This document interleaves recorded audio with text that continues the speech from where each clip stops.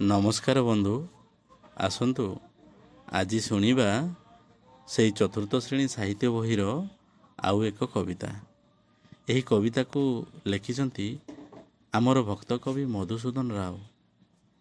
शरत ऋतुरे आम धरणी राणीर प्रकृति शोभा एसबू किपरि दिशे ताहा एठारे वर्णना करा जाइछि।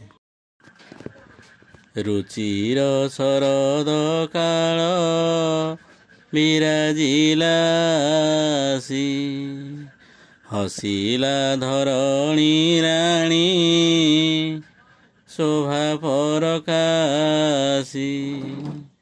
काशतंडी फूले मही दिशई धवल सरोवरे फुटी छंती कुमुद कमल। सुंदर मालती गंगा शिउली टगरे धवलित पवन जनमन हरे। खंड खंड धला मेघ सुनील मरे भासई बहित यथा नील समुद्र रे। रजनी रे नीलाकाशे चंद्रमा उज्ज्वल विराजई दश दिग करिण धवल। उज्ज्वल नक्षत्रमाला चंद्र संगत रे शोभंती प्रफुल्ल पुष्प पराए अम्बरे। नदी पुष्करिणी जल एबे सुनिर्मल क्रीडंती हरसे तहीं धला हंस दल।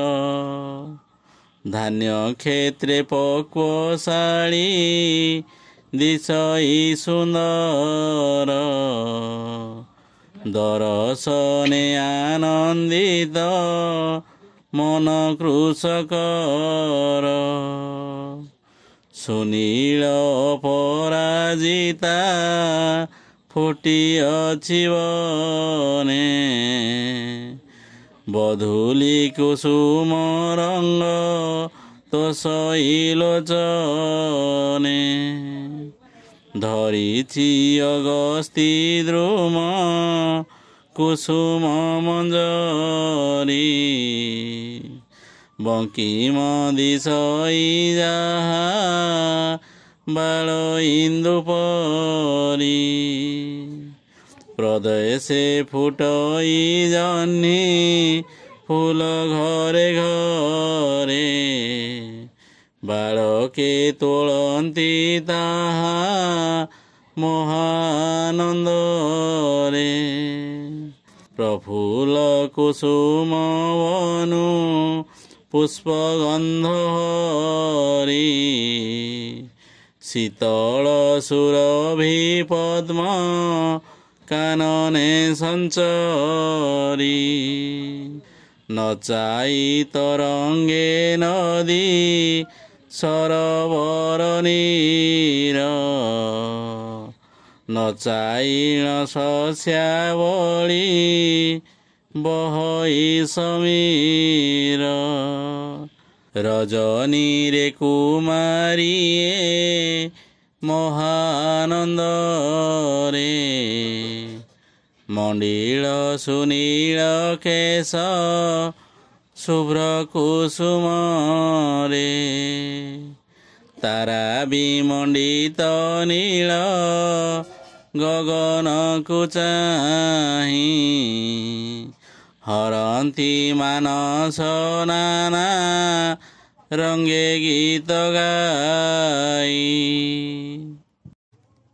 जदि आपनकु एही विषयटी भल लगी थाए ताहले लाइक करंतु, सब्सक्राइब करंतु, ता सहित सांगसाथी मानकु शेयर मध्य करंतु।